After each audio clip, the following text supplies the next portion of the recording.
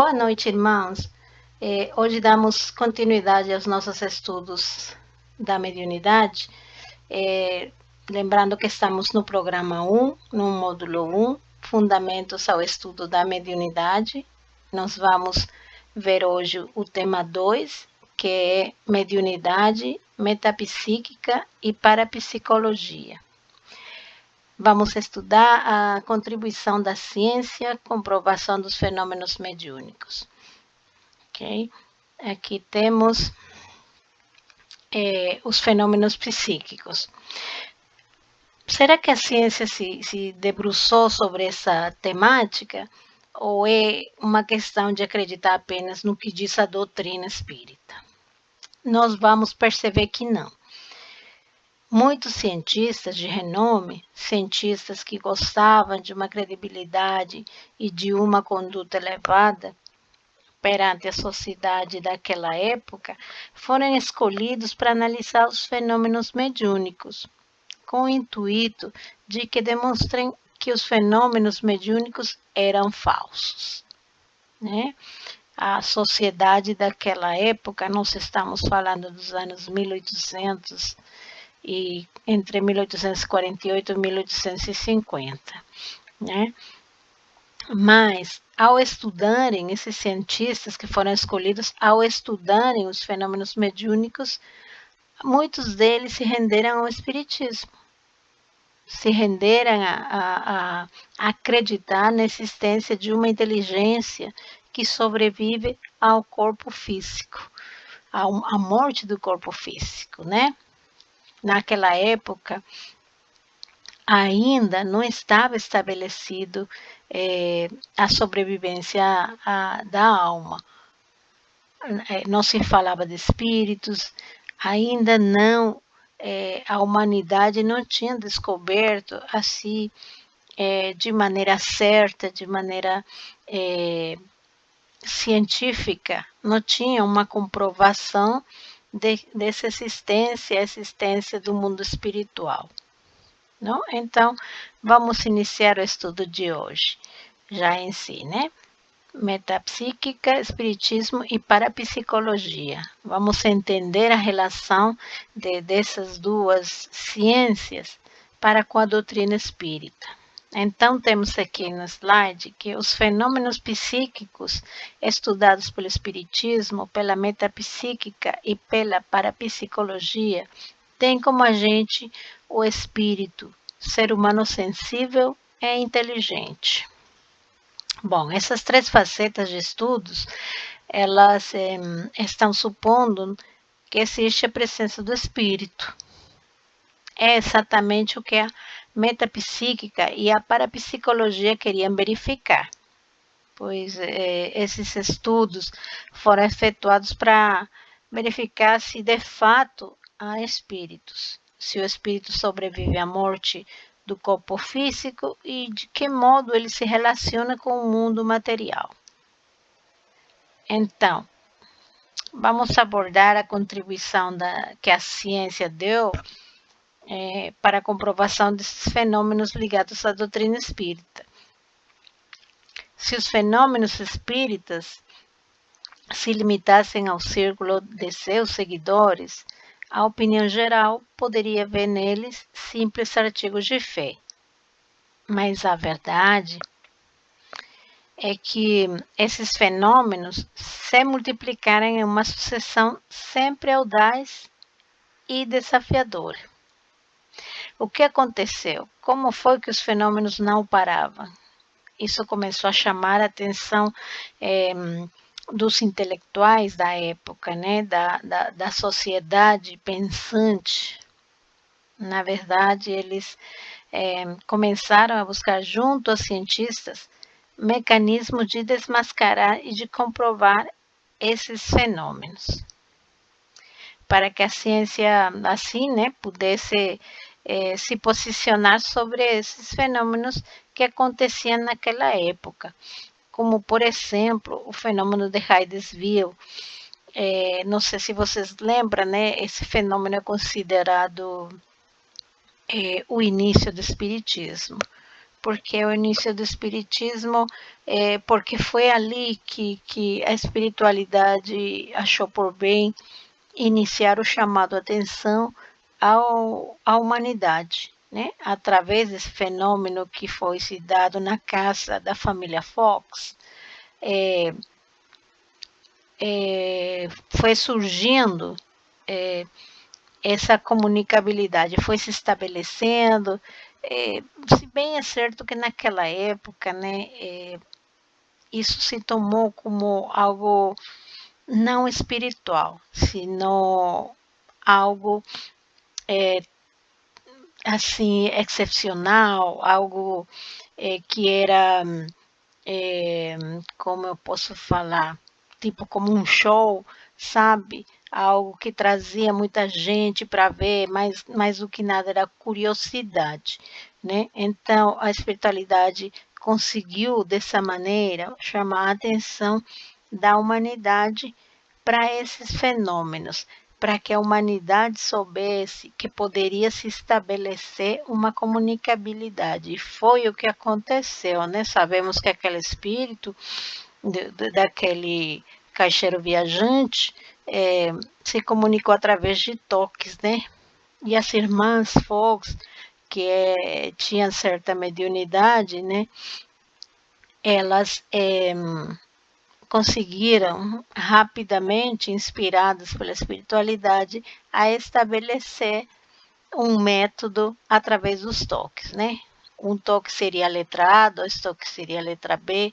Então, elas perguntavam e o espírito respondia através dos toques, né? Assim, elas ficaram sabendo que esse espírito tinha sido assassinado, que o corpo dele tinha sido enterrado no sótão da casa, enfim. Então, isso trouxe muitos curiosos e, por certo, as irmãs Fox ficaram muito famosas e saíram dos Estados Unidos de Hydesville para a Europa, onde começou, a repercussão foi tanta que sabemos que despertou a curiosidade de muitos cientistas e nós vamos ver isso agora, tá? Então, tinha também as mesas giratórias, né? E que nada mais eram, como eu já disse, a chamada de atenção da espiritualidade para a humanidade, sobretudo do mundo científico, né? Que seria o que comprovaria ao mundo, ao planeta, à humanidade, a veracidade dessa comunicabilidade, dessa existência de outro plano, do plano espiritual e, sobretudo, e mais do que nada, da sobrevivência da alma. Então, temos aqui natural em face do volume de tantos fatos, a sociedade requisitasse o exame contencioso dos seus sábios e cientistas.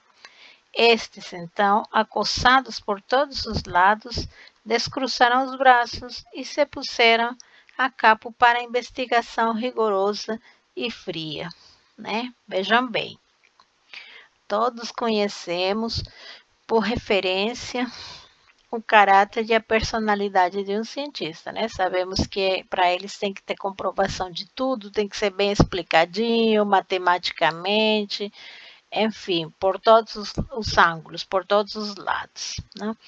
Então, eles se prontificaram a efetuar esse trabalho de verificar a veracidade dos fatos, não para dar uma opinião pessoal, mas sim para ter o compromisso com a verdade. Essas pessoas, esses cientistas, esses sábios, né, da época, considerados sábios na época, foram chamados para fazer um exame consciencioso dos fenômenos. A ciência, representada por um grupo de personalidades sérias e refratárias a imposições religiosas, foi chamada de pôr e o fez de tal forma que o Espiritismo foi, por assim dizer, devidamente fotografado, pesado e medida. Quer dizer, todo fenômeno foi detalhadamente, minuciosamente estudado, tá? Interessante e ressaltado aqui que essas personalidades eram refratárias a imposições religiosas, né? Sabemos que na época realmente as pessoas eram muito religiosas e acatavam tudo que a igreja falava, né? As religiões falavam. Né? Não estavam aí para ratificar um posicionamento à doutrina espírita definitivamente, né?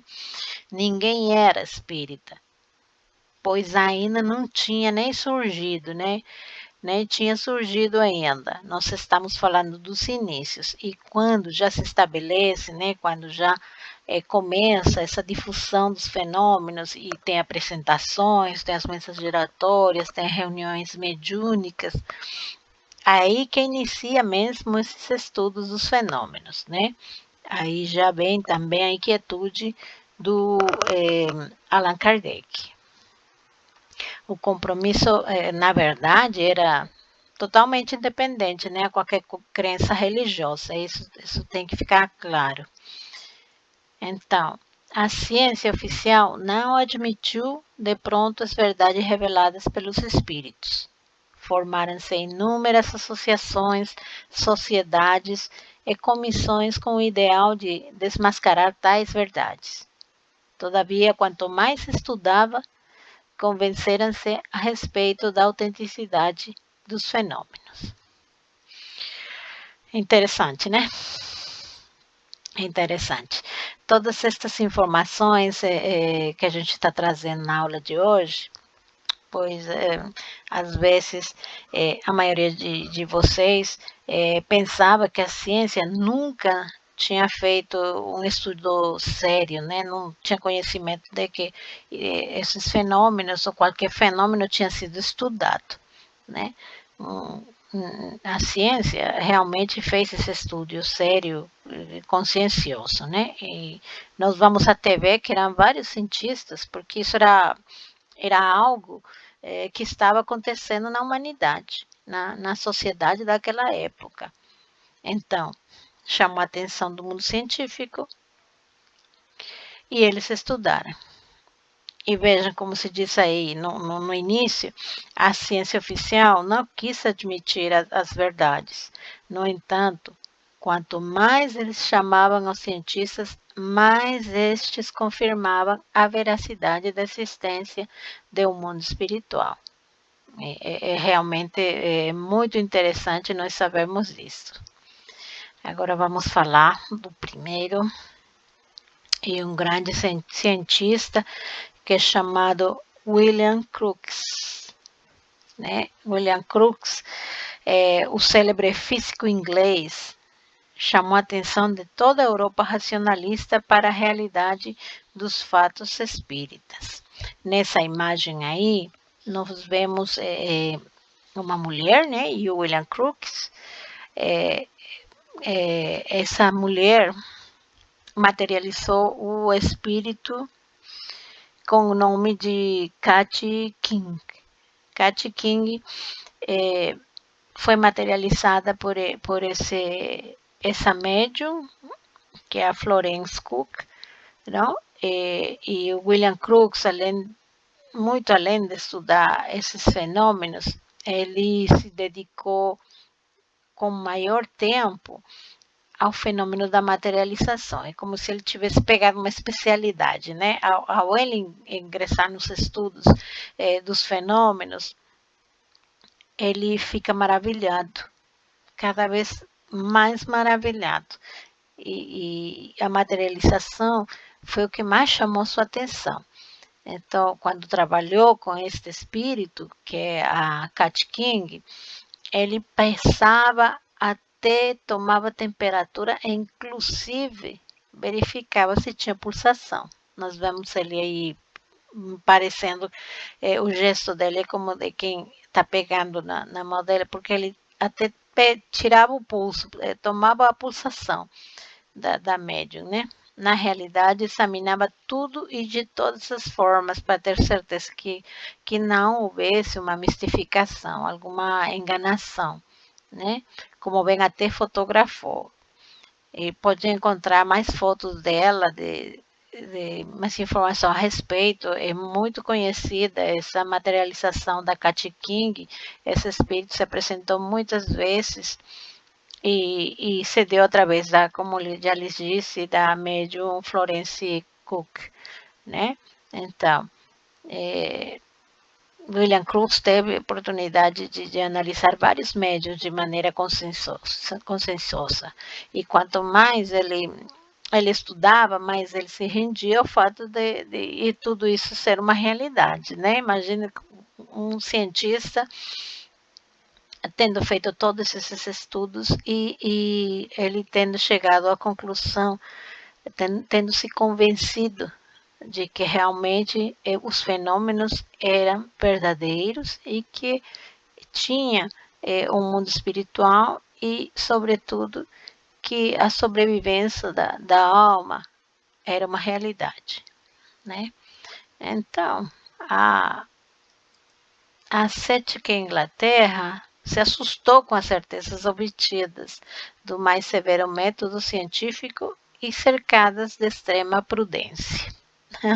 Então, os ingleses acreditavam que William Crookes iria desmascarar os fenômenos, né? Ele tinha apostado, para isso que ele tinha mandado ele fazer todos esses estudos, mas, na verdade, ele confirmou que tais fenômenos eram reais, né? Então, imagine como ficou essa sociedade aí. Crookes pesquisou com frieza, observou pacientemente, fotografou, provou, contraprovou e se rendeu, né? Ele testou e testou até que ele mesmo se convenceu da realidade do mundo espiritual. Bom, a continuação, nós temos um vídeo falando um pouco mais do trabalho do William Crookes, que é muito importante. Eu trouxe para vocês assistirem e ficarem sabendo mais ao respeito, que é muito importante o trabalho dele.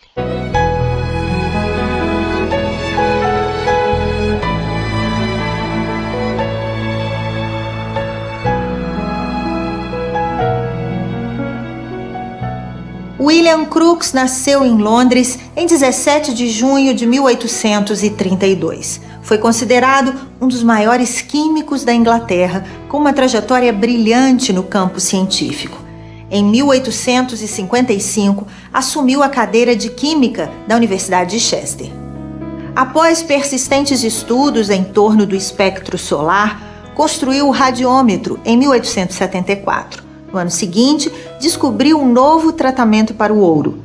A Rainha Vitória da Inglaterra nomeou com o mais alto título daquele país, cavalheiro. Com a fibra de investigador, William Crookes passou a pesquisar os fenômenos mediúnicos, a princípio para desmascarar as fraudes que ele acreditava existir na prática da mediunidade. As mais notáveis experiências mediúnicas foram realizadas através da médium Florence Cook, quando obteve as materializações do espírito de Cat King. Este fato abalou o mundo científico da época. No dia 22 de abril de 1872, aconteceu pela primeira vez a materialização do espírito Cat King. Após várias sessões nas quais o espírito Cat King se manifestava com incrível regularidade, a senhorita Florence afirmou a William Crookes que estava decidida a submeter-se a todo gênero de investigações. Na sua obra Fatos Espíritas, William Crookes faz um relato detalhado de todas as experiências de materialização realizadas com o espírito Cat King. Essas experiências não deixam dúvida quanto ao poder extraordinário do espírito de assumir uma forma utilizando-se da matéria física. William Crookes penetrou o campo das investigações com o intuito de desmascarar e encontrar fraudes. Entretanto, quando constatou que os casos eram verídicos, ele rendeu-se à evidência, Curvou-se diante da verdade, tornou-se espírita convicto e afirmou: não digo que isto é possível, digo que isto é real. Muito interessante, né, o trabalho do William Crookes. É um cientista renomeado na época que gostava da confiança da sociedade, né? E ele estudou e teve a oportunidade de verificar, né, que esses fenômenos eram mesmo reais, né?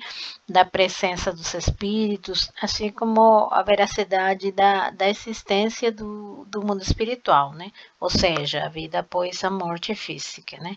Agora vamos ver outros cientistas que puderam fazer a mesma verificação.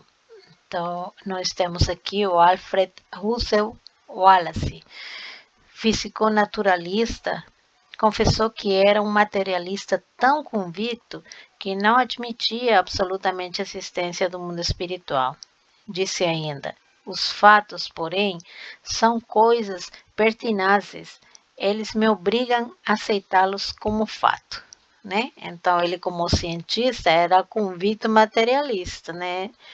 Mas certamente confirmo dizer que eles me obrigaram a aceitá-los como fato, né? As experiências que ele teve não deixaram dúvidas e ele acabou aceitando mesmo sendo um materialista. Agora, a continuação, nós temos o Cromwell Varley, engenheiro descobridor do condensador elétrico. Disse: o ridículo que os espíritas têm sofrido não parte senão daqueles que não têm o interesse científico e coragem de fazer algumas investigações antes de atacarem aquilo que ignoram. Ele também, né, demonstrou mais uma vez a veracidade da existência do mundo espiritual, mas também percebi as dificuldades que o espiritismo enfrentava na época, né, ao ser atacado por aqueles que ignoravam ou que sequer faziam questão de investigar a respeito dos fenômenos, né, ou tudo, qualquer coisa referente ao espiritismo. Bom, hoje ainda o espiritismo enfrenta essa falta de conhecimento, né, da parte dos contrários. Nós vemos por aí que espiritismo é catalogado como xamanismo ou como bruxaria, magia negra, né? As pessoas nem todas são informadas do que realmente é o espiritismo. Na verdade, como disse Varley, né? Se houvesse verdadeiro interesse científico e coragem de investigar, ao invés de atacar, outro seria o posicionamento, né, dos contrários, pois os fenômenos realmente existem, né? E nós sabemos que existe mesmo. Aqui temos agora a Oliver Joseph Lodge, físico e membro da Academia Real. Disse que todos os estratagemas empregados para sua obtenção foram postos em prática e não fiquei com nenhuma dúvida da existência e sobrevivência da personalidade após a morte, né? Então, ele disse que não teve dúvidas da existência do mundo espiritual. Realmente, ele ficou convencido. Aqui temos agora a Friedrich William Henry Myers, da Sociedade Real de Londres, disse: pelas minhas experiências, convenci-me de que os pretendidos mortos podem se comunicar conosco e penso que, para o futuro, eles poderão fazê-lo de modo mais completo. Se lembrem dessa frase última aqui, viu? Mas no finalzinho nós vamos ver que realmente aconteceu isso, né? Que se comunicam de um modo mais completo. Esse senhor Friedrich William Henry Parece que estava dando-nos uma premonição, né? Muito interessante essa aula com tantos personagens científicos importantes, né? Dando fé da existência do mundo espiritual e, sobretudo, a comunicabilidade com os espíritos desencarnados.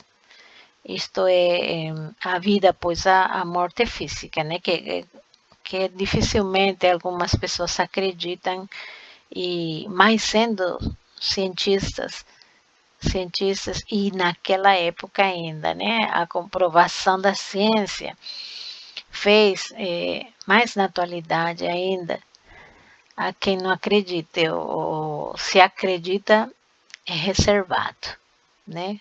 Prefere não falar porque ainda há muito preconceito com o assunto do outro plano, com o assunto da vida após a morte, né? Ou, aliás, não deveria se chamar vida após a morte, né? Se não deveria se chamar a verdadeira vida. Enfim, bom, temos ainda aqui a Ernesto Bozano, que se dedicou por mais de 30 anos aos estudos psíquicos. Ele afirmou, sem temer estar equivocado, que fora da hipótese espírita não existe nenhuma outra capaz de explicar os casos análogos ao que acabo de expor, né? Para ele, só a doutrina poderia explicar tudo aquilo que ele vivenciou na sua experiência de estudo dos fenômenos. Não? E vejam bem, né? Foram 30 anos de estudo que renderam vários livros. Quem tiver oportunidade de ler, né, poderá conhecer o trabalho de pesquisa que ele fez em detalhe. Aliás, de todos eles, né? Na verdade, um trabalho realmente maravilhoso que fizeram os cientistas para fortalecer a veracidade da mediunidade dos fenômenos psíquicos, né? Agora temos que muitos homens de ciência se convencem a respeito da autenticidade dos fenômenos, entre eles o fisiologista francês Charles Robert Richet, né, que fundou o Instituto Metapsíquico Internacional em Paris, né? Só que o senhor Richet, ele se convence, mas de uma forma diferente, né? Nós vamos estender mais isso quando chegamos à metapsíquica, né? Ele é outro grande homem da ciência que, de certa maneira, se convenceu. Mas, bom, como o tema de hoje, mediunidade, metapsíquica e parapsicologia, eu trouxe até aqui alguns dos cientistas que estudaram os fenômenos e se convenceram com a veracidade deles. Agora, nós vamos já abordar o tema metapsíquica e vamos entender a diferença dela com a parapsicologia. Metapsíquica trata do estudo dos fenômenos psíquicos anormais, dividindo-se em fenômenos metapsíquicos, objetivos e subjetivos. Em 1922, Charles Richet apresentou à Academia das Ciências o Tratado de Metapsíquica. Não? Então, como já vimos aqui, que a metapsíquica trata dos estudos dos fenômenos psíquicos anormais. Mas anormais por quê? Porque não estavam previstos nas leis físicas da época. Então, tudo aquilo que não se enquadrava nas leis conhecidas da ciência, eles catalogavam como fenômenos psíquicos anormais, né? Então, a metapsíquica trata do estudo dos fenômenos psíquicos anormais, dividindo-se em fenômenos metapsíquicos objetivos e subjetivos, né? Conforme o Charles Richet apresentou no Tratado de Metapsíquica. Então, o método da metapsíquica se baseava no aspecto qualitativo dos fenômenos e no testemunho pessoal dos que apreciávamos mesmo. né? Os que apreciavam mesmo, os que estavam presentes. Não, e é aqui que está a diferença com a parapsicologia. A metapsíquica, ela se fixa no método qualitativo, ou seja, no conteúdo dos fenômenos que se estudava na época e no testemunho daqueles que os presenciavam. Já a parapsicologia, ela se fixava no aspecto quantitativo. O método utilizado era a repetição. Chegavam à comprovação desejada e após a repetição de várias vezes, né? Repetia, é o estudo e análise de um fenômeno. Então, a metapsíquica focava na qualidade e a parapsicologia na quantidade, né? Quantas vezes foram necessárias, eles faziam a repetição do estudo. E a metapsíquica estudava através do testemunho, da qualidade, né? Do testemunho da pessoa que estava presente no estudo e de quem fizesse, né? O conteúdo dos fenômenos era estudado com o testemunho daqueles que os presenciavam. Então, a diferença é essa. Nós temos agora a classificação dos fenômenos metapsíquicos, né? A metapsíquica se divide em fenômenos objetivos e subjetivos. Metapsíquica objetiva. Fenômenos objetivos se dividem em telecinésia e ectoplasmia. Telecinésia é uma ação mecânica sem atuação, sem contato sobre os objetos ou pessoas, né? O chamado RAPS, levitação, movimentação de mesas, escrita direta, transporte de objetos, caças assombradas, né? O que é conhecido por caças assombradas, aqueles barulhinhos que saem por aí das caças, né? Etc. Os raps eram as batidas que surgiram com as mesas girantes, né? Aquilo que nós falamos das irmãs Fox, que através dos toques poderia se comunicar. Isso se aplicou naquele fenômeno de Hydesville, na caça delas, e depois foi trazido nas mesas giratórias, né? Que eram todo toques, a comunicabilidade. Depois temos a levitação, né? As coisas levitavam, né? Movimentação das mesas de um lado para o outro, né? Todos esses fenômenos aqui, para quem não assistiu o filme do Allan Kardec, né? Kardec que chama, eu recomendo para vocês entenderem muito melhor isso, né? Eu sempre vou estar recomendando os filmes, porque realmente a gente no filme se transporta e vê assim, de maneira mais cercana, né? Às vezes a gente escuta e não consegue imaginar como foram as coisas, mas com o filme acho que ajuda muito a entender, não? Então temos agora a escrita direta, né? Que seria quando em determinados textos apareciam em papéis, né? Sem que ninguém tivesse movimentado uma caneta, sem que tivesse um médio, sem que tivesse nada.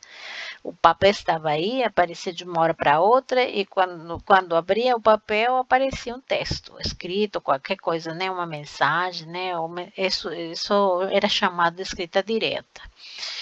O transporte de objetos era quando o objeto saía de algum lugar para o outro, sem que ninguém carregue, né?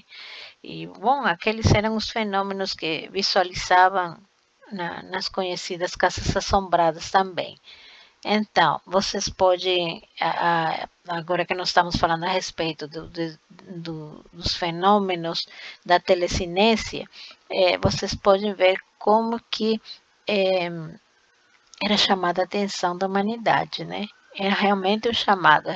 Hoje nós quase não vemos esse tipo de fenômeno, né? Bom, eu tenho uma médium aqui que ela faz esse transporte de objetos, tenho outra de levitação, e, bom, escrita direta não, nunca vi, mas eu gostaria de ver. Tudo isso era chamado então de telecinese, né? Agora, para nós, dentro da doutrina espírita, a telecinese é chamada de fenômenos mediúnicos de efeitos físicos. É, por quê? Porque são fenômenos que agridem os nossos cinco sentidos, né? Ele chama a atenção da visão, do ouvido, né? Do sensorial também, né? Todos os sentidos são envolvidos. Né? E todos nós podemos visualizar e participar de raps, levitação, movimentação de mesas, escrita direta, um transporte, né? E as famosas casas assombradas. Quem não teve algum fenômeno na sua casa ou em alguma casa que já tenha percebido, né? Não é preciso que a pessoa seja médium, chamado médium ostensivo, né? Não é necessário que seja um médium ostensivo para que ele presencie. Todos nós podemos, de uma criança a um adulto. Então, hoje, nós sabemos que esses fenômenos são aqueles que decorrem da mediunidade de efeitos físicos, que só agridem os cinco sentidos de todas as pessoas, né? E aqui no estudo, a gente fala que realmente todos nós podemos, e acabei de falar da médium que faz parte do meu grupo, e quando ela ainda não tinha ido sequer, ou soubesse sequer que tinha centros espíritas aqui no Peru, ela tinha esses fenômenos físicos e a família dela conta que realmente as vassouras saíam voando, as colheres de pau, realmente era incrível o que acontecia. E quer dizer, ela é médium, acho que deve ter um ou dois irmãos que têm a mediunidade ostensiva, mas o esposo não tem, a outra irmã não tem, enfim, mas todos eles foram testemunhas do que tudo saía voando. Quando eles contam é muito engraçado. Bom, a psíquica objetiva chamava de telecinésia e estudavam aqueles fenômenos. Ainda tinha o que eles chamavam de ectoplasmia, né? E aqui vemos que ectoplasmia é a formação de objetos diversos que parecem sair do corpo humano e tomam aparência material e são tangíveis. Materializações de objetos e seres com aparência dos que já tiveram na Terra, etc. Trata de fenômenos materiais que a mecânica conhecida não explica. Tudo realidade tangível, acessível aos nossos espíritos, aos nossos sentidos, né? Então, o que ele chamava de ectoplasmia são os fenômenos de materialização de objetos e materialização de espíritos, né? Lembra que vimos a foto do William Crookes com a materialização da Cat King, feita pela Florence Cook, né? É disso aí que esse caso de materialização de espírito que é chamado de ectoplasmia, né? Porque o ectoplasma é um tipo de fluido que é emitido pelo médium físico, né? No caso, vamos pegar o exemplo do estudo do William Crookes. A Florence Cook, que era médium, né? Era uma médium de efeitos físicos, né? E através dela, desse fluido chamado ectoplasma que generava, é que se fazia possível a materialização da Cat King, do espírito, né? É por isso que a metapsíquica chamava de ectoplasmia, né? Esse assunto da ectoplasmia bom, esse é outro fenômeno que eu não conheço, nunca vi, mas já escutei falar muito. disso tem algumas referências do próprio Chico Xavier, né? Que fazia materializações.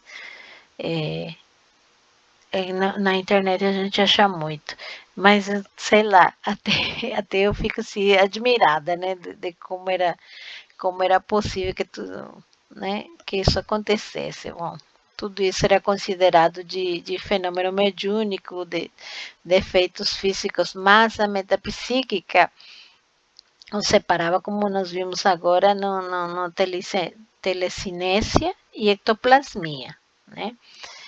Bom, e ainda tem também a metapsíquica subjetiva, né? Que nos fala da criptestesia, estudo de faculdade de conhecimento diferente das faculdades sensoriais normais de conhecimento. Trata de fenômenos mentais, sensibilidades ocultas, percepções desconhecidas como telepatia, clarividência, clareaudiência, xeneglossia, escrita automática, né? A critesia é o que hoje nós chamamos de mediunidade de efeitos inteligentes, né? Que mais na frente nós vamos estudar isso quando já estivermos um pouquinho mais avançados nos estudos da mediunidade, nós vamos ver, bom, aqueles fenômenos mediúnicos não são ostensivos aos nossos sentidos, né? Por isso são chamados de efeitos inteligentes. Você diz que é diferente das faculdades sensoriais normais.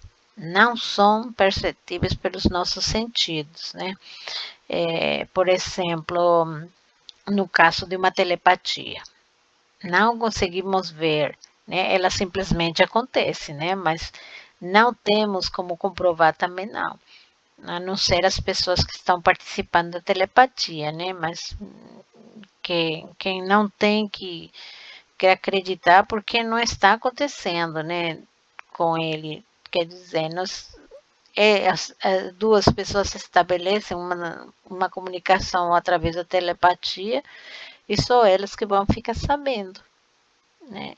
Nós que estamos olhando para elas, não conseguimos perceber. Por isso que chama-se faculdades de efeitos ou mediunidade de efeitos inteligentes, né? É aquela que não é visível para a gente.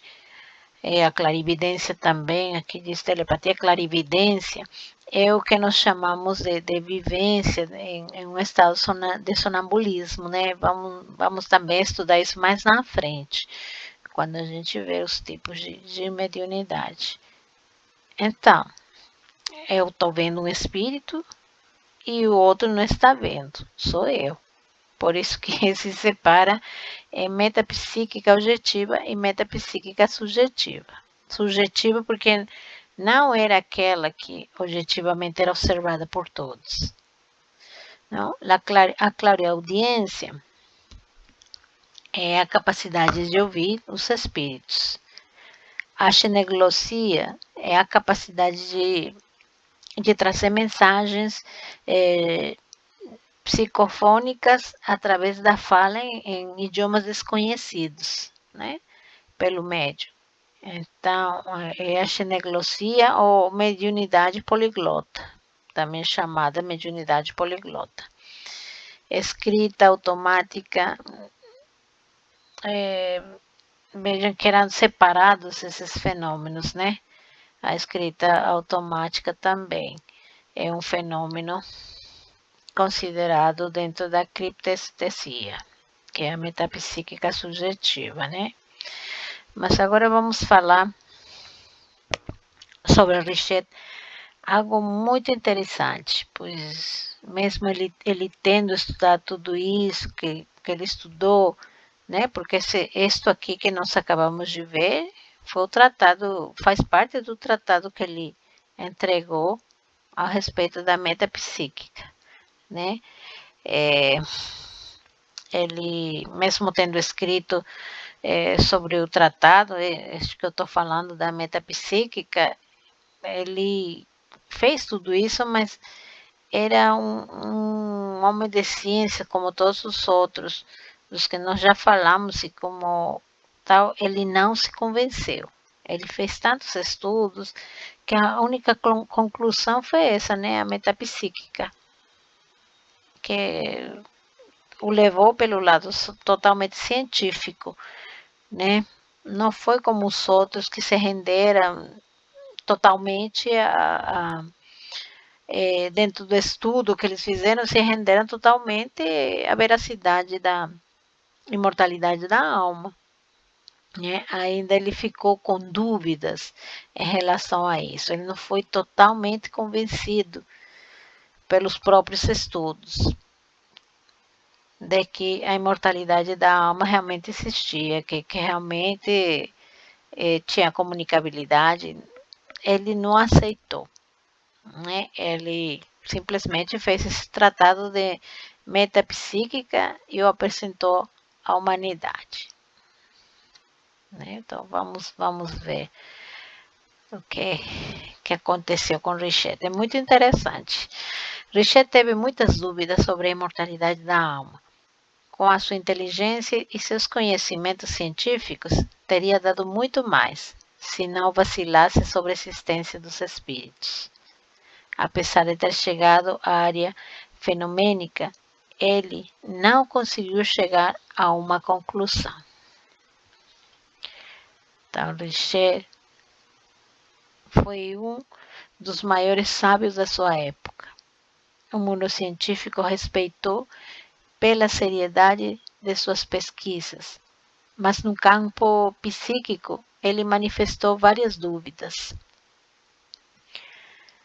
Poder-se-á admitir a intervenção dos espíritos? Temos uma vida além da vida denominada física? Será que somos orientados por entidades espirituais? Ele tinha essas dúvidas, né? E não conseguiu saná-las. Ele não se convenceu da imortalidade da alma. E aí, o que ele colocou para confirmar essa dúvida, né? Essa dúvida que ele tinha. A obra O Sexto Sentido, né? De grande repercussão no meio científico da época, escreveu: dediquei-me aos fatos sem pretender aprofundar as causas.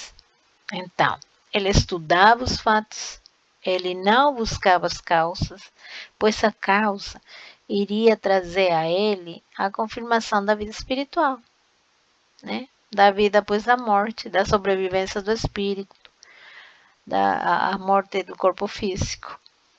Vejam que ele não quis adentrar e manteve-se com dúvidas no tocante a esse aspecto, né? E realmente nós vamos entrar agora para vocês ficarem sabendo o que foi que aconteceu com essas dúvidas que o Richet teve, como que o plano espiritual tomou isso, o que foi feito com ele. Acho que vocês vão gostar, né? Então, temos aqui a passagem de Richet, de janeiro de 1936, das crônicas de Além do Túmulo de Chico Xavier, pelo espírito Humberto de Campos, né? Essa mensagem chegou a Chico Xavier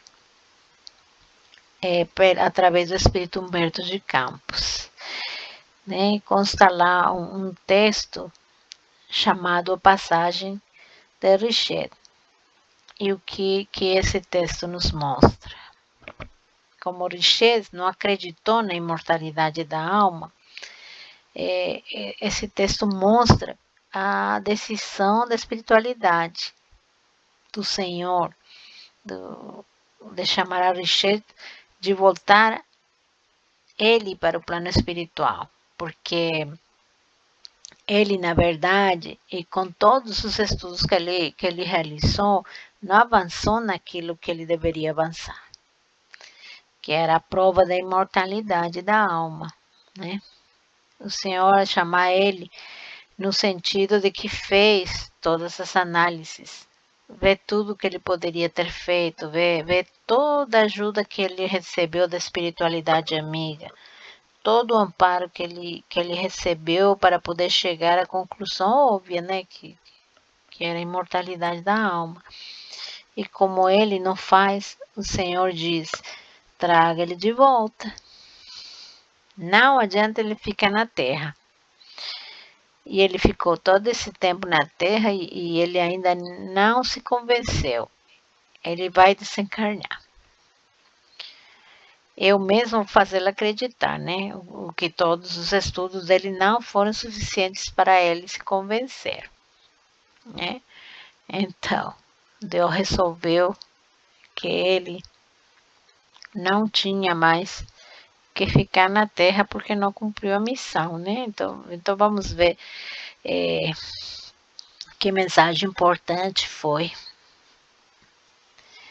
O Senhor tomou lugar no tribunal da sua justiça e, examinando os documentos que se referiam às atividades das personalidades eminentes sobre a terra, chamou o anjo da morte, exclamando: nos meados do século findo, partiram daqui diversos servidores da ciência que prometeram trabalhar em meu nome no orbe terráqueo, levantando a moral dos homens e suavizando-lhes as lutas. Alguns já regressaram, enobrecidos nas ações dignificadoras, nesse mundo longínquo. Outros, porém, desviaram-se dos seus deveres e outros ainda lá permanecem no turbilhão das dúvidas e das descrenças, laborando no estudo. Lembraste daquele que era aqui um inquieto investigador, com as suas análises incessantes e que se comprometeu a servir os ideais da imortalidade, adquirindo a fé que sempre lhe faltou? Senhor, aludís a Charles Richet, reencarnado em Paris em 1850 e que escolheu uma notabilidade da medicina para lhe servir de pai? Justamente pelas notícias dos meus emissários, apesar de sua sinceridade e de sua nobreza, Richet não conseguiu adquirir os elementos de religiosidade para que fora buscar em favor do seu próximo. Tens conhecimento dos favores que o céu lhe tem adjudicado no transcurso da sua existência? Tenho, Senhor. Todos os vossos mensageiros lhe cercaram a inteligência e a honestidade com o halo da vossa sabedoria.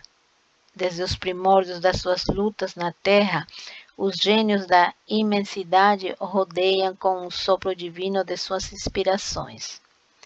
Dessa assistência constante lhe nasceram os poderes intelectuais, tão cedo revelados no mundo.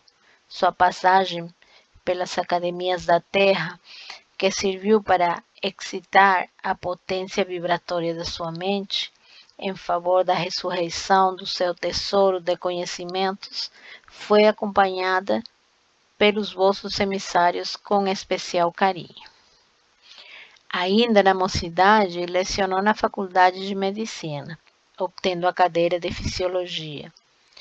Nesse tempo, já seu nome, com os vossos auxílios, estava cercado de admiração e respeito. As suas produções granjearam-lhe a veneração e a simpatia dos seus contemporâneos. De 1877 a 1884, publicou estudos notáveis sobre a circulação do sangue, sobre a sensibilidade, sobre a estrutura das circunvulações cerebrais, sobre a fisiologia dos músculos e dos nervos, perquirindo os problemas graves do ser, investigando no círculo de todas as atividades humanas, conquistando seu nome e admiração universal. E em matéria de espiritualidade, replicou austeramente: Senhor, que lideram os meus emissários, e de que forma retribuiu o seu espírito a essas dádivas. Nesse particular, exclamou solícito o anjo, muito lhe foi dado. Quando deixaste cair mais intensamente a vossa luz sobre os mistérios que me envolvem, ele foi dos primeiros a receber-lhe os raios fulgurantes. Em Carqueirane, em Milão e na ilha Rubaud, muitas claridades e bafejaram junto de Eusápia. Paladino, quando o seu gênio se entregava a observações positivas com seus colegas Lodge Myers e Swinwick, de outras vezes com Delany, analisou as célebres experiências de Alger, que revolucionaram os ambientes intelectuais e materiais da França, que então representava o cérebro da civilização ocidental. Todos os portadores das vossas graças levarão as sementes da verdade à sua poderosa organização física, apelando para o seu coração a fim de que cite, afirmasse as realidades da sobrevivência. Povoaram-lhe as noites de severas meditações com as imagens maravilhosas das vossas verdades. Porém, apenas conseguissem que ele escrevera o Tratado de Metapsíquica e um estudo proveitoso a favor da concórdia humana, que lhe valeu do Prêmio Nobel da Paz em 1913. Os mestres espirituais não desanimaram, nem descansaram nunca em torno da sua individualidade. Mas, apesar de todos os esforços despedidos, Richet viu nas expressões fenomenológicas de que foi atento observador apenas a exteriorização das possibilidades de um sexto sentido nos organismos humanos. Ele, que fora o primeiro organizador de um dicionário de fisiologia, não se resignou a ir além das demonstrações histológicas. Dentro da espiritualidade, todos os seus trabalhos de investigador se caracterizam pela dúvida que lhe martiriza a personalidade. Nunca pode, Senhor, encarar as verdades imortalistas, senão como hipótese, mas o seu coração é generoso e sincero. Ultimamente, nas reflexões da velhice, um grande lutador se veio inclinando para a fé, até hoje inacessível ao seu entendimento de estudoso. Os vossos mensageiros conseguiram inspirar-lhe um trabalho profundo, que apareceu no planeta como a grande esperança. E nestes últimos dias, a sua formosa inteligência realizou para o mundo uma mensagem entusiástica em prol dos estudos espiritualistas. Pois bem, exclamou o Senhor, Richet terá que voltar agora a Penates, trazer de novo as suas individualidades para as necessárias interpelações. Senhor, assim tão depressa? Retomou o anjo, advogado à causa do grande cientista. O mundo vê em Richet um dos seus gênios mais poderosos, guardando nele sua esperança. Não conviveria protelar a sua permanência na terra, a fim de que ele vos servisse, servindo a humanidade? Não, disse o Senhor tristemente. Se após 85 anos de existência sobre a face da terra não pôde reconhecer com sua ciência a certeza da imortalidade, é desnecessária a continuação da sua estadia nesse mundo. Como recompensa aos seus esforços honestos em benefício dos seus irmãos em humanidade, quero dar-lhe agora, com o poder do meu amor, a centelha divina da crença que a ciência planetária jamais lhe concedeu, nos seus labores ingratos e frios. E aí Richet, desencarna. Nesse slide seguinte, está sublinhada a parte onde ele acorda após seu desencarne, né? Que é bem importante o que acontece com ele. No leito de morte, Richet tem as pálpebras cerradas e seu corpo na posição derradeira, em caminho à sepultura.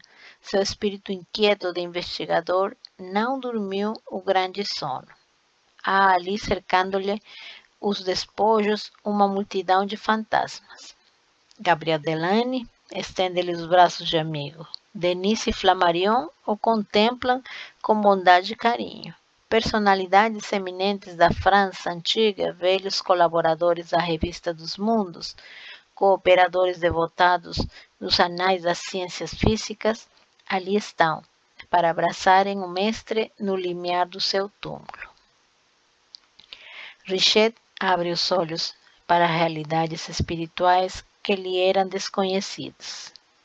Parece-lhe haver retrocedido às materializações da Vila Carmen, mas a seu lado repousam os seus despojos cheios de detalhes anatômicos.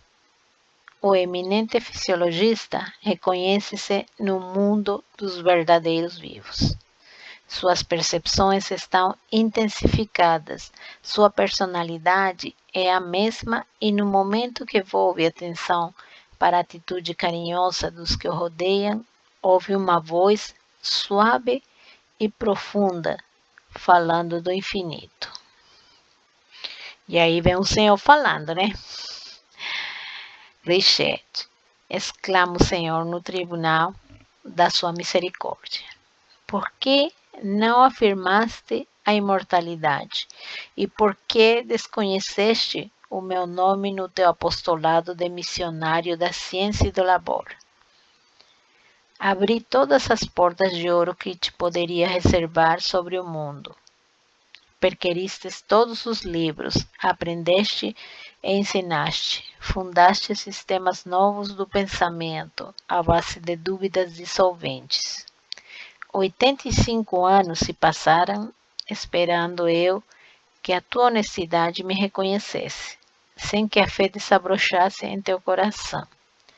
Todavia decifraste, com o teu esforço abençoado, muitos enigmas dolorosos da ciência do mundo e todos os teus dias representaram uma sede grandiosa de conhecimentos. Mas eis, meu filho, onde tua razão positiva é inferior à revelação divina da fé. Experimentaste as torturas da morte com todos os teus livros e diante dela desapareceram no campo das filosofias e das ciências.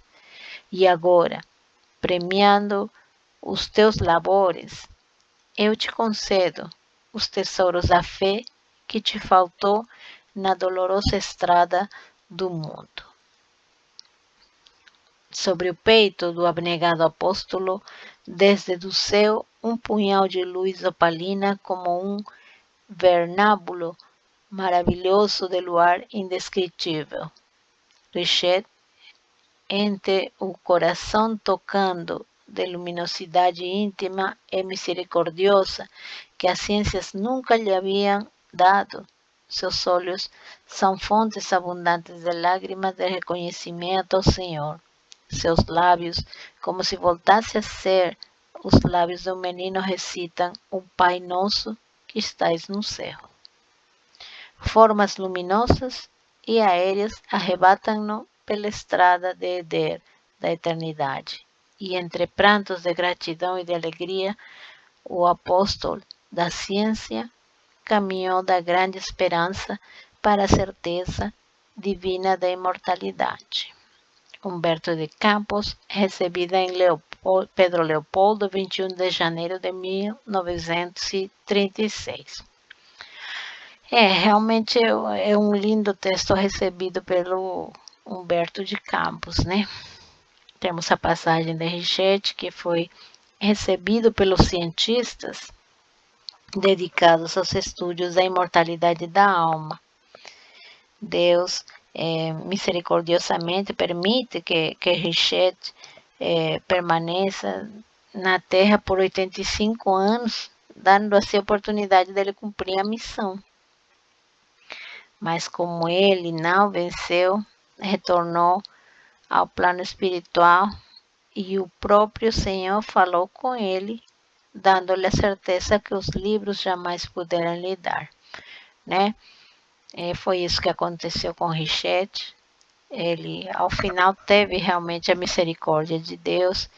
Ele teve que desencarnar, chegar ao plano espiritual e ser recebido pelo mesmo Deus para ele poder acreditar, né? De certa forma, ele não cumpriu a missão, ele nunca reconheceu até ele ter voltado ao plano espiritual, onde, logicamente, como muitos se convencem só voltando ao plano espiritual, né? Realmente é uma história muito bonita. Bom, agora vamos entrar para a psicologia. Em 1930, Joseph Banks Rhine iniciou os estudos que desembocaram na estruturação de um novo ramo da ciência preocupado em estudar os fenômenos chamados de inabituais, a parapsicologia. Enquanto o método da metapsíquica se baseava no aspecto qualitativo dos fenômenos, a parapsicologia introduziu o método quantitativo, né? O método quantitativo busca produzir os fenômenos sobre determinadas condições. Busca seguir os padrões utilizados na metodologia científica, testados, repetidos e confirmados. Na metodologia científica, deve ser descoberto a causa e a lei que rege o objeto de investigação. Como a ciência faz, procura descobrir a lei que rege. Sempre vai procurar isso, né? Então, no fenômeno normal, é o que se enquadra no conjunto das leis conhecidas e aceitas que governam os processos naturais. O fenômeno paranormal, fenômeno inabitual, não se sabe e não se domina as leis que o regem. Todos os fenômenos paranormais denominam-se de PSI e se dividem em PSI gama, PSI kappa e PSI teta. Agora nós vamos ver o que é tudo isso, todas essas siglas, né? O PSI gama de subjetivos. São fenômenos subjetivos que ocorrem na área intelectual do dotado. Subdividem-se em telepatia, clarividência e pós- e precognição. Telepatia, a comunicação direta de uma mente com a outra. Clarividência, percepção dos fatos do mundo físico, independentes do uso dos sentidos fisiológicos normais. Post- e precognição, conhecimento imediato de fatos já acontecidos ou por acontecer, sem nenhuma informação prévia, direta ou indireta. Agora temos o PSI kappa, objetivos. São fenômenos objetivos materiais. São os fenômenos de psicocinésia.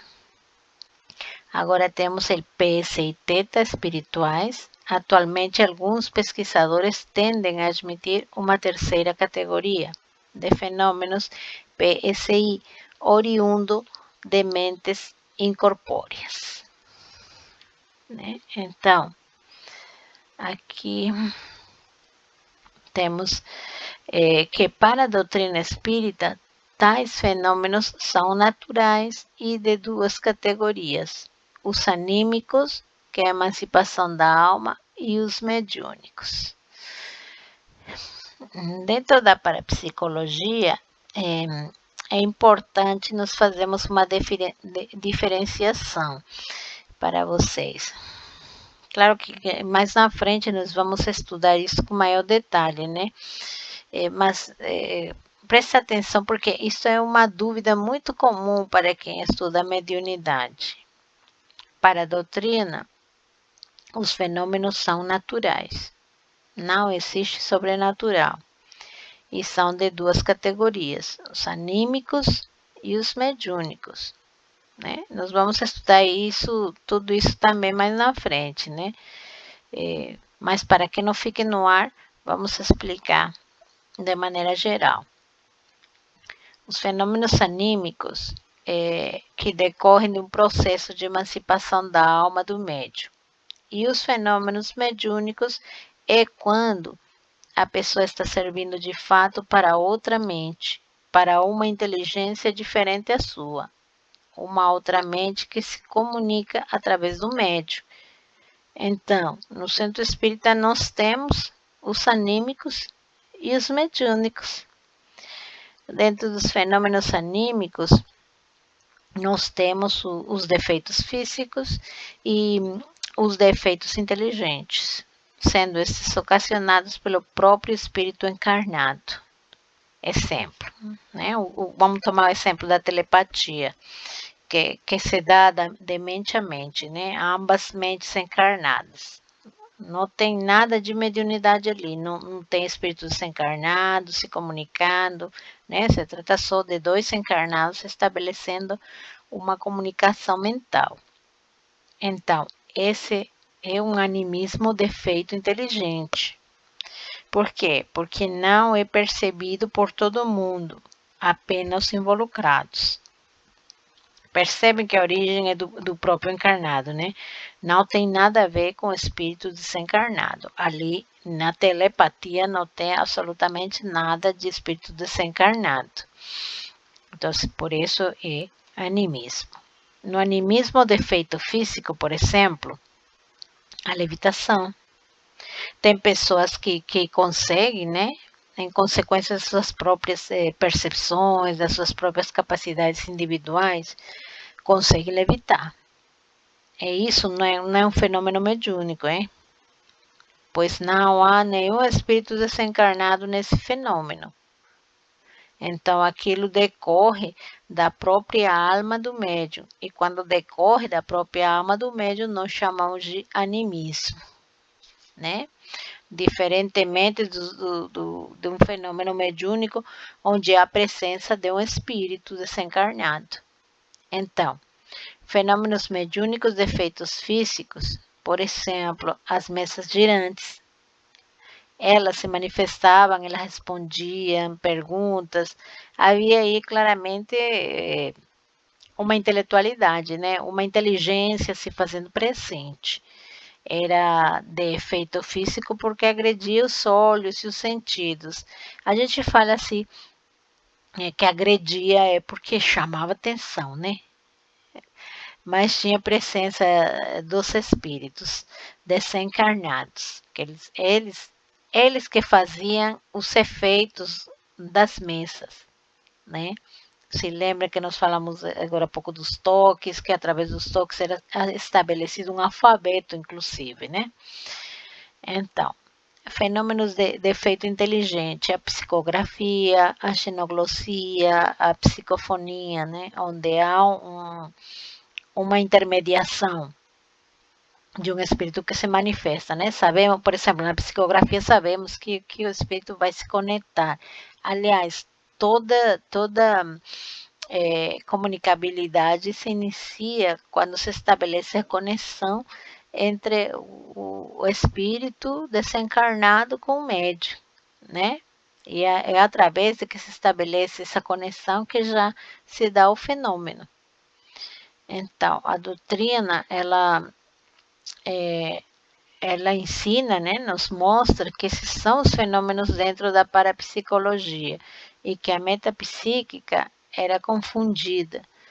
Isto que a doutrina nos ensina que é mediúnico e anímico, né? Então, é assim que a doutrina espírita classifica mediunismo e animismo.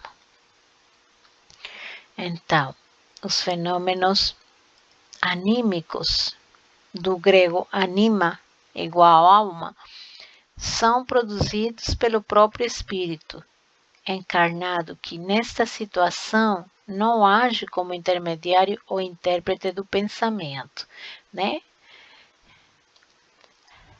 André Luiz conceitua animismo como conjunto dos fenômenos psíquicos produzidos com a cooperação consciente ou inconsciente dos médios em ação.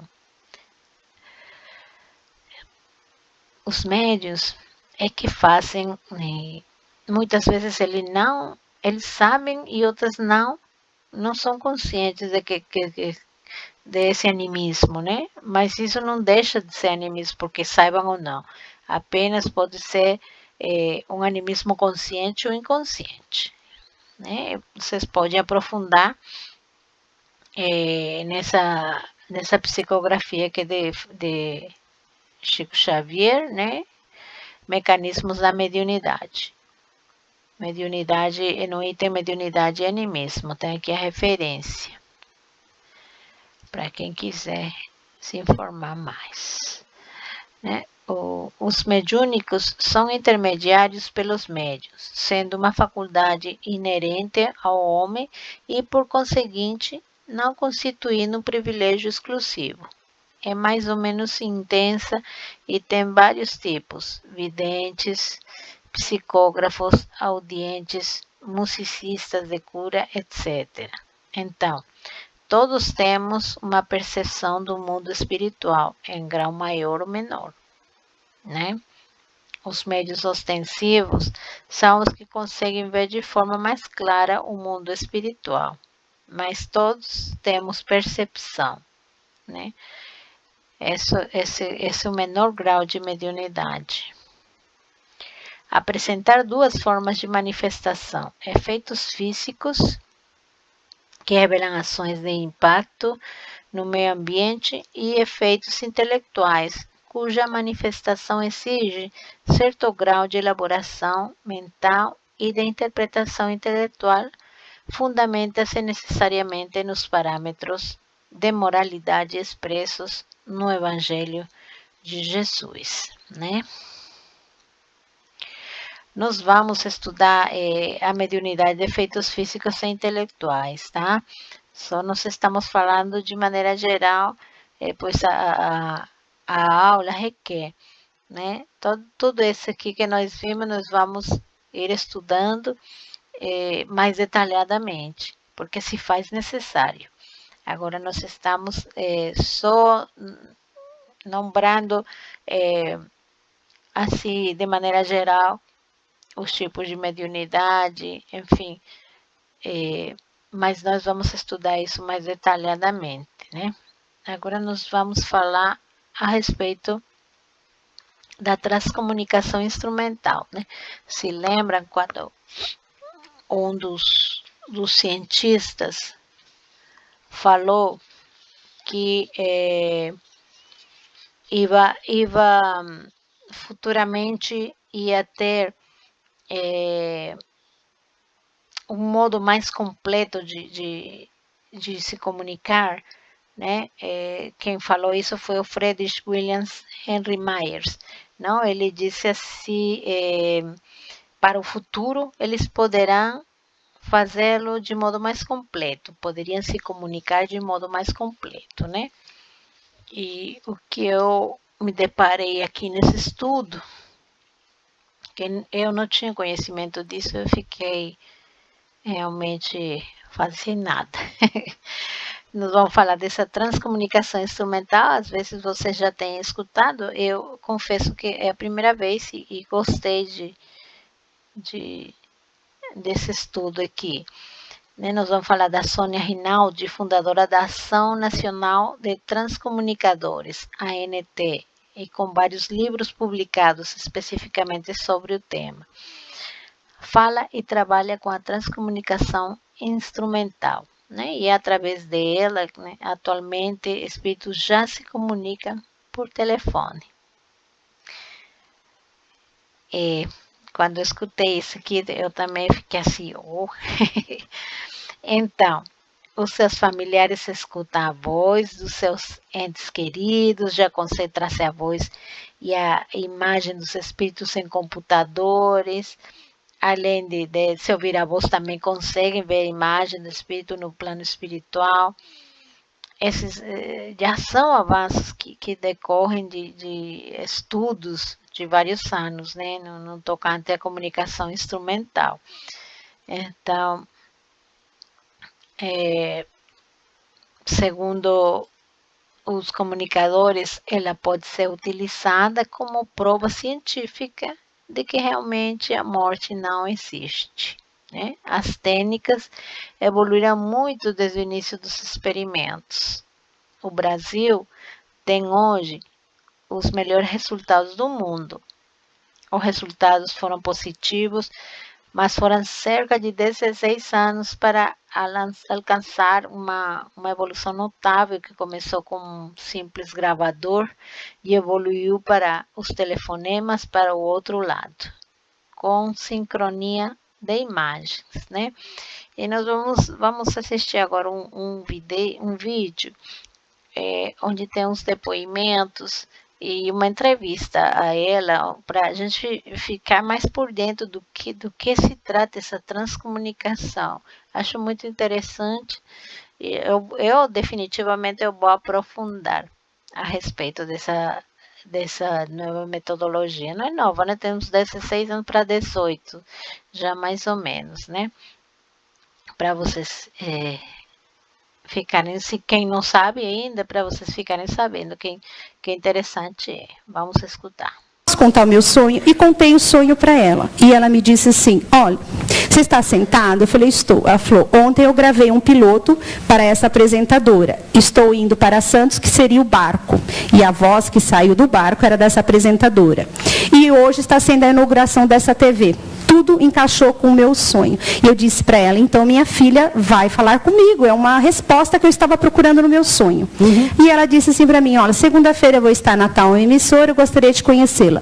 Cheguei na emissora, conheci ela, fiquei sentada vendo a matéria que estava sendo gravada na emissora espírita, né? Não sei se pode falar, né? Pode falar. TV Mundo Maior, né?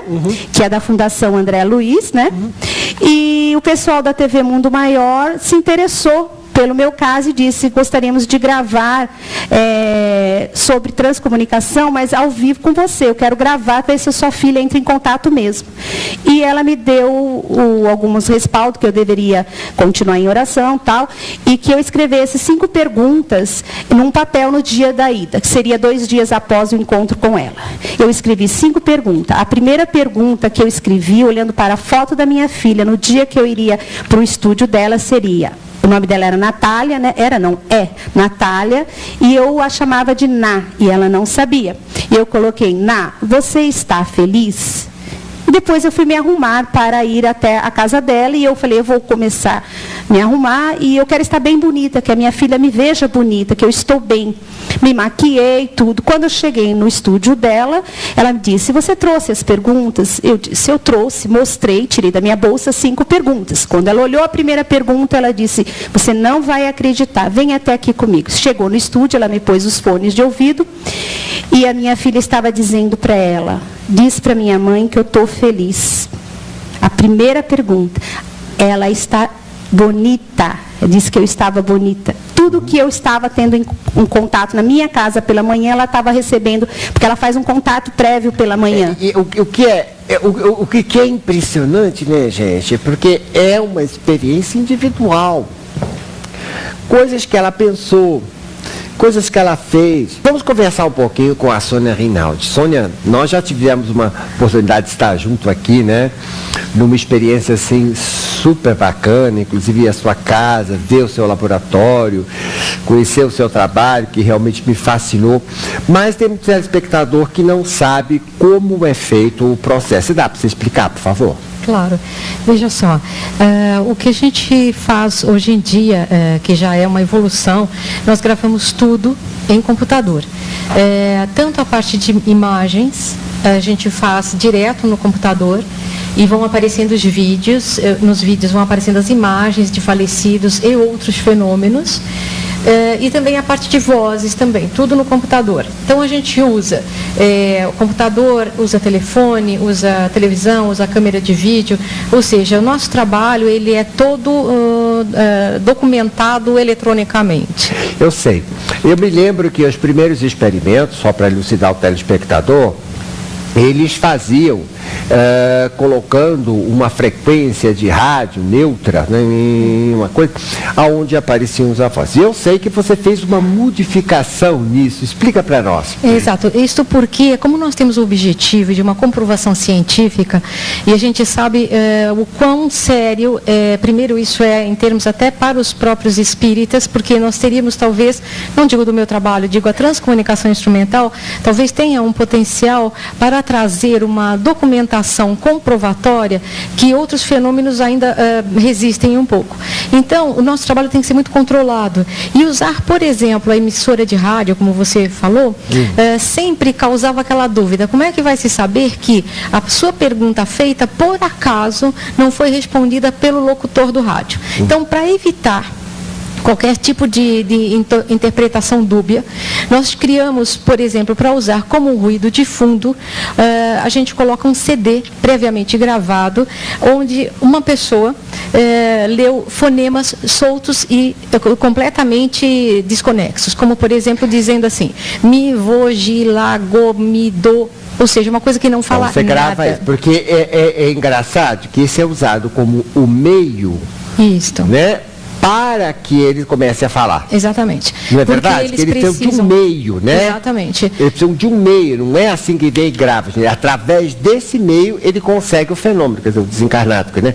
Ele consegue, então, ela dá um meio. Isto. E com isso, foi exatamente com isso, se você me lembra bem que você me explicou, é que você conseguiu um outro fenômeno, que eu acho assim, aperfeiçoou o fenômeno, que foi conseguir a voz da pessoa. É verdade. Porque até então, as outras vozes gravadas, né, que eu já tinha ouvido, principalmente na Europa, eram vozes com sons eletrônicos, uns sons estranhos. É verdade. Não é verdade? Exato. Parecia um robô, assim.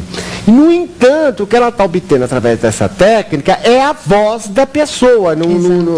Não é isso, Marcia?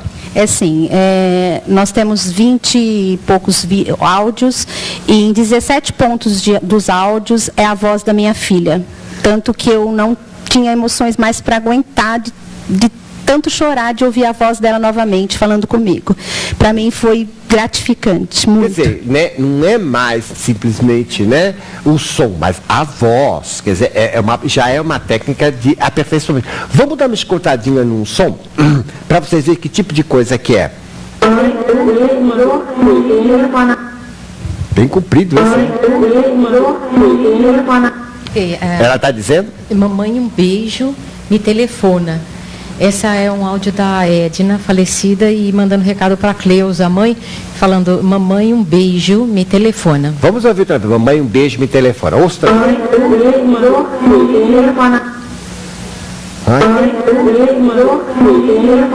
E ele faz beijo, e ela dá um jo bem forte, né? Me telefona, que coisa impressionante. E a voz da mulher, você vê que é uma voz feminina, não tem ela morreu com problema 16 nenhum, anos. né? Que dá para ser identificável pelos parentes, né? Vamos ouvir mais um.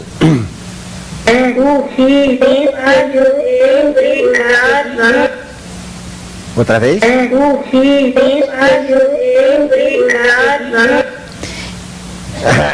Esse é um garoto Guilherme, cujo apelido Gui, nem eu sabia que era assim conhecido pela família, e ele fala, é o Gui, venho para dizer obrigado. Isso foi no final da gravação, que ele deixa essa mensagem para os pais. É impressionante a voz da criança. Repara, gente, vamos tocar outra vez.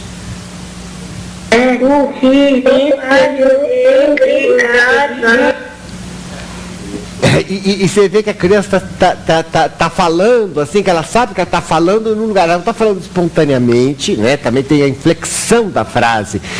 Né? O menininho não está falando, não está falando, né? Está falando como se alguém tivesse sido perdão. Fala assim, né? Bem devagar, então, aqui é o guia, eu quero dizer obrigado, né? Como se alguém tivesse escolado para ajudá-lo, gente. Impressionante, né? Isso também é uma coisa rica, né? Na possibilidade desse novo processo, né? Porque sai a voz, sai a inflexão, também, né, que vem mostrar como é mais ou menos era a situação. Vamos dar uma escutada em mais uma gravação. No dia que eu chegar aí, Outra vez? Essa daqui. Esse é do meu marido. Ele fala contar comigo.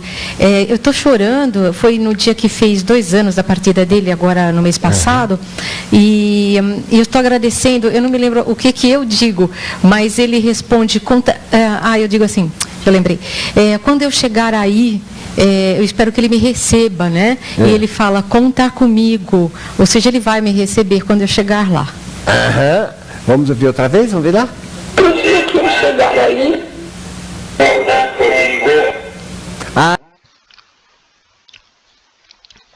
Bom, muito interessante esse vídeo, né? E foi para entenderem melhor o que é a transcomunicação instrumental, né? Vemos que a ciência atualmente ainda realiza para a comprovação dos fenômenos mediúnicos. Se bem é certo que esse vídeo já é um pouquinho antigo, nós vemos aí o Luiz Gasparetto, que ele já desencarnou, ainda primeiro que a Zíbia, que é a mãe dele. Ainda não aprofundei no assunto, mas pretendo fazê-lo e acredito que tenha já avançado mais ainda do que eles estão nos mostrando nessa entrevista. Né? E com esse vídeo estamos acabando a aula e temos aqui as referências para vocês aprofundarem nos estudos.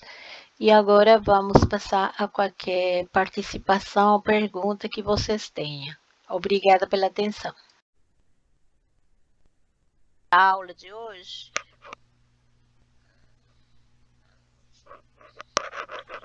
Não, dúvida eu não tenho não, Cecília, porque deu um nó na minha cabeça. Eu vou ter que assistir essa aula de novo. Os temas são um pouquinho complicados, né? Mas se fazem necessários, é necessário a gente saber como que isso tudo foi comprovado, como que a existência do mundo espiritual foi comprovado, os estudos que realmente a ciência fez e que muitas vezes nós não sabemos, né? Nós não sabemos sustentar como realmente foi tomado tudo isso dos fenômenos que na época se deram para chamar a atenção da humanidade, né? E a comprovação disso, a maioria dos cientistas, eles confirmaram, né? Verificaram, estudaram, confirmaram, fizeram um estudo bem detalhado e a maioria deles se converteu ao espiritismo, né?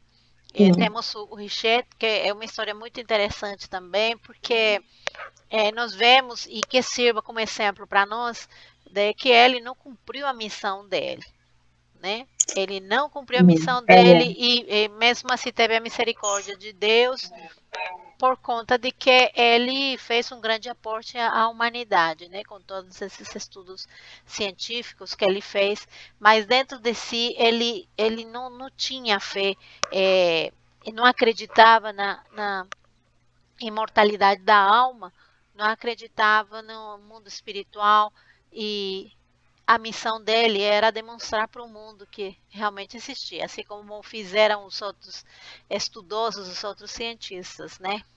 Então teve que ser comprovado.